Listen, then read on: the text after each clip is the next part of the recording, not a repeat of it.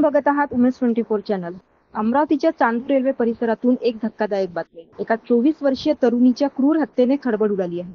मंगळवारी मध्यरात्री 28 वर्षीय विवाहित फळ विक्रेता शुभम विठ्ठलराव हटवार यांनी आपल्या प्रेयसीचा गळा दाबून तिला मारून टाकले आणि मृतदेह रेल्वे पटरीवर फेकून दिला. रेल्वे गाडी खाली आल्याने मृतदेहाचे 7 तुकडे झाले.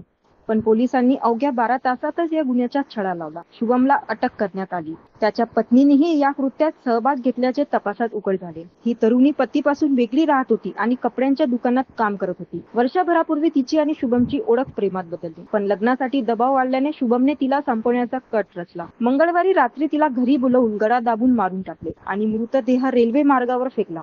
गळ्यावरील दोरीच्या खुनामुळे पोलिसांना हा खून असल्याचा संशय आला. एलसीबीचे निरीक्षक किरण वानखडे, चांदूर रेल्वे ठाण्याचे प्रभारी अजय आकरे आणि त्यांच्या पथकाने शुभमची कठोर चौकशी करत गुन्ह्याची कबुली मिळवली. ही घटना महिलेच्या सुरक्षतेवर प्रश्नचिन्ह उपस्थित करते. प्रेम संबंधातील विश्वासघात आणि हिंसा याचा परिणाम किती भयंकर असू शकतो याची ही कहाणी आहे. बघत रहा उमेश 24 चॅनल.